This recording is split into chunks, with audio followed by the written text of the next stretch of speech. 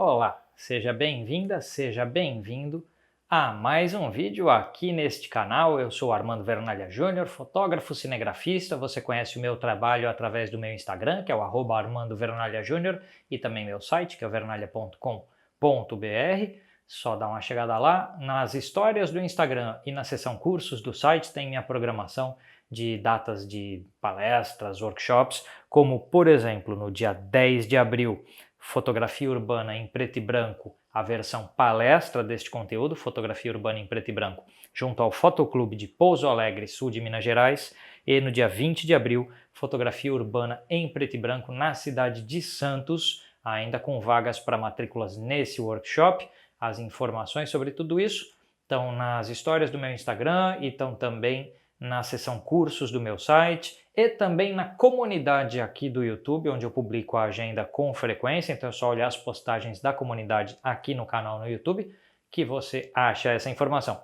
E o link para o meu site, para a seção cursos, está na descrição desse vídeo. Dá também aquela chegada no site das empresas parceiras, Canon do Brasil, Canon College, Portsar, cupom de desconto para compras na Portsar está na descrição deste vídeo.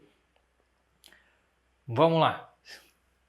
Assunto de hoje: 5 dicas. Este vídeo faz parte da playlist 5 dicas, ok? 5 dicas sobre fotografia de rua, ou street photography, como alguns preferem chamar. Fotografia urbana, fotografia de rua, seja ela em cores ou em preto e branco. A fotografia que a gente faz nas cidades, mostrando a vida das cidades, as pessoas e assim por diante. Fotografia urbana.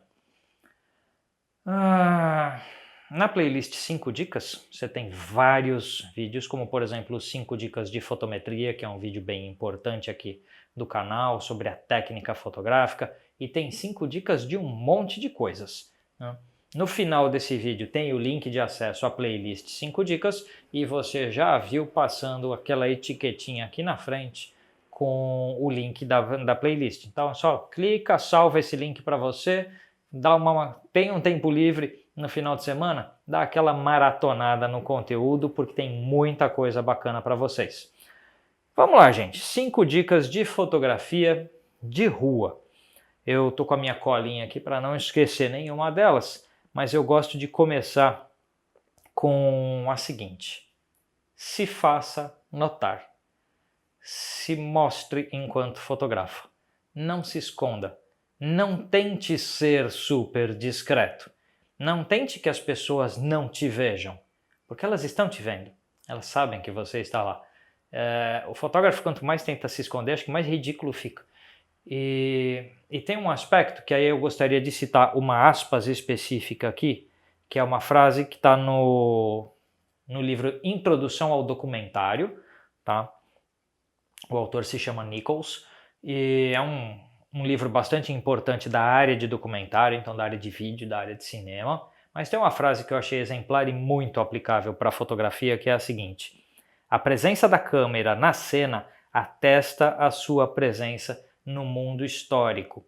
Essa observação ela é importante pelo seguinte: se você quer comprar se você gosta da área de vídeo, de documentário, quer comprar o Introdução ao Documentário, tem um link na descrição deste vídeo. Tá? Um link, o livro está com preço bacana na Amazon e tem um link para compra aqui na descrição.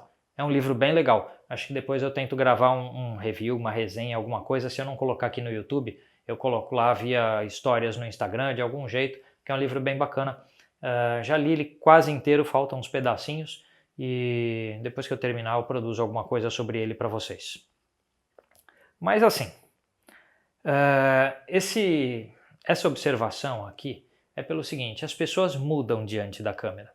As pessoas entregam algo para a câmera que elas querem entregar. Então, se alguém ficar agressivo na sua frente porque não quer uma foto, é a vontade dessa pessoa. Se alguém, por outro lado, não fica agressivo e colabora com a sua foto, é a vontade dessa pessoa. E quando a gente, então, se faz notar, nós estamos lá fotografando e temos esta espécie de comunicação, mesmo que só visual, mesmo que só um gesto, uma troca de olhares e o sorriso que você deu para a pessoa, fez lá um joinha e ela topou a fotografia e não se incomodou. esta troca, esta comunicação, mesmo que breve, te autoriza, se não no sentido legal, tá? Não no sentido da lei, mas meio que te autoriza o ato fotográfico naquele instante. Esse aspecto eu acho importante pelo seguinte: quando uma pessoa não te autorizou a fotografar, mas você conseguiu a foto porque você roubou o clique, então a foto aconteceu e ela pode ser uma ótima foto, pode ser bonita, pode ser estética, pode ser bem composta, mas aquela pessoa em nenhum momento concordou com a existência desse clique. Então, em alguma instância, você viola a intimidade daquela pessoa ou o simples direito dela não querer. Mesmo que a pessoa esteja em espaço público, mesmo que a pessoa esteja num local que não haja uma regulação específica sobre a fotografia, ainda assim, nós não estamos falando de uma questão legal, mas de uma questão moral, de uma questão ética e moral, que é se podemos ou se não podemos invadir o espaço e a estética de uma pessoa apenas pelo nosso deleite estético, pelo nosso espaço, pelo nosso direito de ser fotógrafo.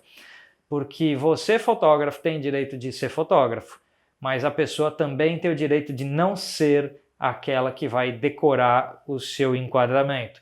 A pessoa tem o direito de não ser o alvo das suas lentes e dos seus cliques.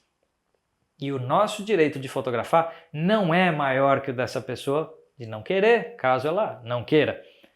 Esse aspecto faz com que eu acho que a primeira grande dica que eu posso dar sobre fotografia de rua é: se faça notar, que as pessoas saibam que você está ali. Existe muita coisa sobre fotografia de rua que as pessoas, eu quero uma câmerazinha pequena, discreta, para ninguém me ver. Besteira.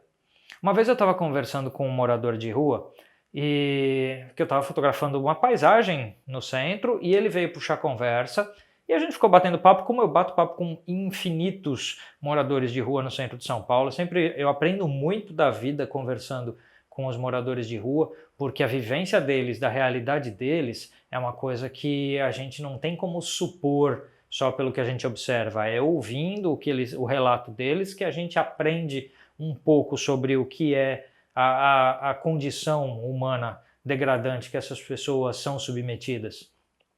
E aí, conversando com ele, eu perguntei, eu falei, escuta, um monte de gente fotografa aqui pelo centro, né? Fotografa vocês, você tá lá, tal.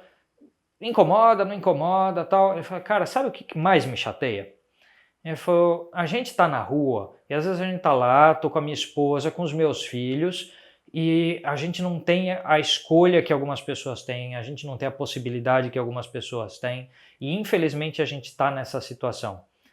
Se por qualquer razão a pessoa acha que isso aí serve, né, se a minha desgraça serve para a fotografia dela, tudo bem, mas a pessoa podia só vir e falar, porque eu ia ficar contente de que a pessoa se importou com a minha opinião.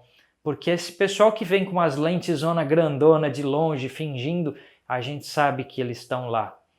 E foi um relato muito forte que esse rapaz me deu, da consciência de que eles têm, de que eles estão sendo fotografados e da invasão que é do espaço desta pessoa, você fotografar e não contribui em nada com a vida dela, nem dá o seu ouvido para ouvir a história de vida dessa pessoa.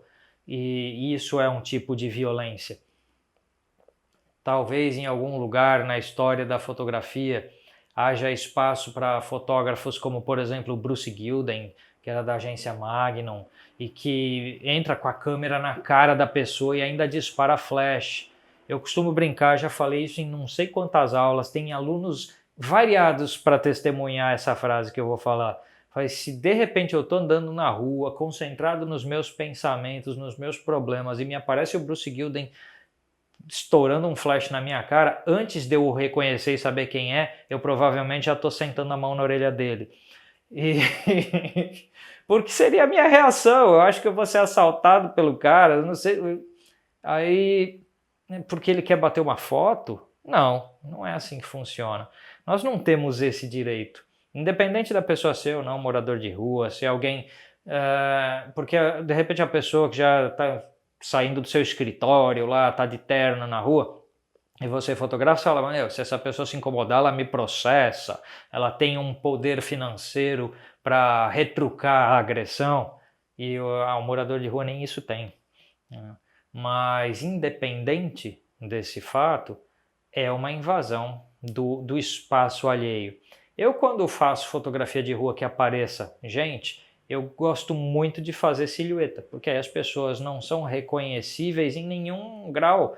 Ela é um elemento estético desenhado na foto e muitas vezes eu uso um tempo de exposição longo até para borrar, porque assim eu sei que apesar de eu ter utilizado aquela pessoa esteticamente na foto, não há nada mais dela ali. Ela é uma passagem, um breu, uma sombra, uma coisa que despersonalize totalmente. Eu não ponho o rosto de alguém que eu não tenha conversado e pedido autorização. Então, se você vê uma foto minha lá no meu Instagram, no meu site, se você conseguir reconhecer a pessoa, acredite, no mínimo um sinal para a pessoa, se ela autoriza a foto, eu fiz e a pessoa acenou com a cabeça dizendo que estava tudo bem. No mínimo isso aconteceu. Mas normalmente eu vou lá e pergunto, eu fiz uma foto sua, quer ver? Ficou bacana? E a pessoa autoriza. Ou não, se a foto não viu a luz do dia é porque a pessoa não autorizou. Eu não publico nada que alguém não tenha autorizado. Esse é o primeiro aspecto, a primeira grande dica desses 5 dicas é essa. Até porque é uma obviedade essa foto de gente de fotógrafo escondido com teleobjetiva, assim, é de uma obviedade estética que fica meio, sei lá, eu pelo menos não gosto, né? Na minha opinião não agrada. Tem gente que gosta, tem na história da fotografia. Eu acho que a gente já devia ter passado dessa fase de roubar a imagem dos outros. Quando a gente pega o Henri Cartier-Bresson, boa parte das pessoas que ele fotografou estavam cientes dele ali. Quando a gente pega o Sebastião Salgado, todo mundo que ele fotografou ali estava ciente da presença dele ali. Você pega o Elliot Erwitt, estou falando só nome de gênio da fotografia. Elliot Erwitt ainda trabalha com a lente mais para o grande angular ali, com a 35mm, então as pessoas estão cientes da presença dele ali. E esses são os gênios da fotografia, não os que se escondem aí. Vamos lá. Passando para dicas um pouco mais técnicas, um pouco menos morais e éticas. Entenda a luz do lugar, os horários, as luzes e as sombras. Fotografia não é você chegar num lugar, achar bacana e fazer um clique. Fotografia é você estudar as possibilidades de um lugar. Contam-se as histórias aí de que o Henri Cartier-Bresson estudava bastante um lugar antes do clique, então ele passava várias vezes em vários horários por um mesmo lugar para entender o ritmo daquilo. E que luz, que sombra ele teria. Sebastião Salgado também se enfia por muito tempo na área que ele vai fotografar antes de começar a clicar. E assim você entende a luz, a sombra, o horário, como a foto vai se desenhar. Não é coisa de você reagir rapidamente ao que você está vendo, e sim planejar um clique. Então entender as luzes e sombras, os horários que as coisas acontecem é importante. A terceira dica é derivada da segunda. Entenda o ritmo do lugar. Quando passam pessoas, quando não passam, quando tem movimento, quando não tem, quando você tem material de trabalho e quando não tem, porque aí você confronta com a ideia da luz e aí você sabe quando você tem ou não tem um contraluz, quando você tem ou não tem uma sombra longa que faz um desenho interessante, quando as pessoas vão só formar um bolo de volume que não te interessa ou quando vão ter uma característica estética interessante. Então, na dica 2 é entender as luzes e sombras de um lugar. Na dica 3 é entender o ritmo, a velocidade com que as coisas acontecem, quando o trânsito para, quando o trânsito anda e assim por diante. Minha quarta dica é uma dica anti-purismo fotográfico. Use os modos automáticos da sua câmera. Alguns grandes fotógrafos dessa nossa história usam modos automáticos. Alguns dos melhores profissionais da história usam modos automáticos. Então, independente de você ter ou não ter a versatilidade técnica de usar tudo no manual, você pode estar no começo da sua carreira e ainda não ter essa versatilidade, ou você já pode ter um tempão de carreira e ter bastante solidez técnica, ainda assim o automático reage a situações de luz imprevistas mais rápido do que você. Com isso, você tem menos chance de perder cliques e também, deixando certos automatismos para a câmera, você se concentra mais na composição e na estética. Por isso, eu uso bastante, quando eu faço fotografia de rua, eu uso bastante o modo P, o modo de prioridade de abertura, prioridade de tempo. Cada um deles tem o seu lugar. Quando eu quero controlar o borrão de movimento, a velocidade das coisas, prioridade de tempo. Quando eu quero controlar mais a profundidade de campo, prioridade de abertura. Ou quando eu estou numa situação mais depressa e que tem coisas interessantes acontecendo, o modo program. Também o ISO automático eu uso muitas vezes. Então use automático, não é pecado, a sua câmera não vai morder você, na verdade você pagou por essa tecnologia que está dentro dela, então use. Uma quinta dica, aí é sobre expectativas um pouco. É normal perder dia inteiro que você foi para a rua fotografar e volta para casa com nada. É normal, porque você estudou o lugar, estudou a luz e sombra, estudou o ritmo de pessoas e de repente naquele dia alguma coisa diferente aconteceu e estragou tudo. Passou uma nuvem na frente do sol, nublou, estragou a luz e sombra e não teve foto do jeito que você queria, ou planejou, ou pensou. É normal. Os grandes mestres da fotografia não acertavam sempre, nem tiravam boas fotos todos os dias. Quando a gente pega um livro de um cara aí desses grandões da fotografia, você está vendo um trabalho editado, que pode ter levado anos para chegar naquele resultado. Então, quantas mil fotos foram feitas para chegar talvez naquelas 100 que estão num livro? E quantas que deram errado que a pessoa jogou fora o filme? Ou quantas vezes a pessoa voltou para casa sem nada? Então, acontece, isso é normal, isso não é um problema. Apenas lide com as suas expectativas para isso, porque é um esforço de ir para a rua fotografar e às vezes você ficou lá todo dia e não aconteceu nada. Volta para casa com uma foto e outra meio xoxinha, sem graça, que não era o que você queria. Acontece e é parte da normalidade. Então lide com as suas expectativas. O mundo da internet nos cobra certas coisas, a gente se sente pressionado a postar muita coisa. Nossa, eu tenho que postar uma foto nova no Instagram, eu tenho que fazer alguma coisa assim. E nisso, às vezes, a gente, naquele dia que não conseguiu um clique que preste, vai lá e posta mesmo assim no Instagram. Não precisa. Não ficou bom, não era o que você queria, não precisa. Então, ajusta as suas expectativas, a ideia de velocidade de obtenção de resultados.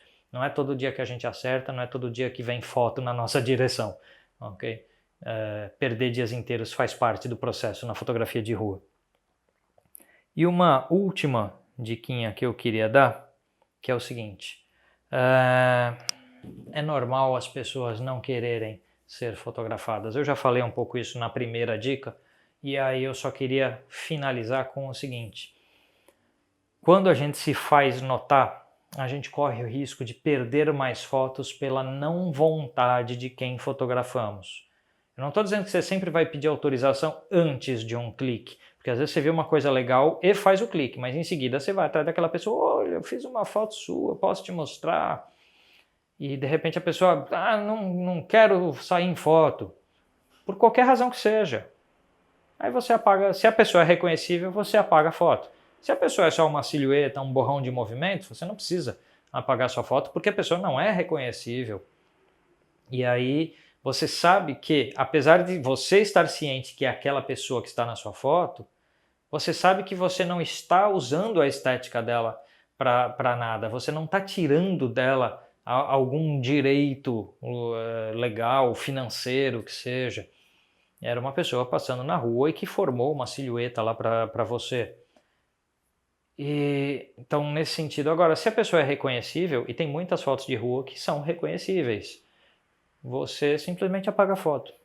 Porque é normal uma pessoa não querer.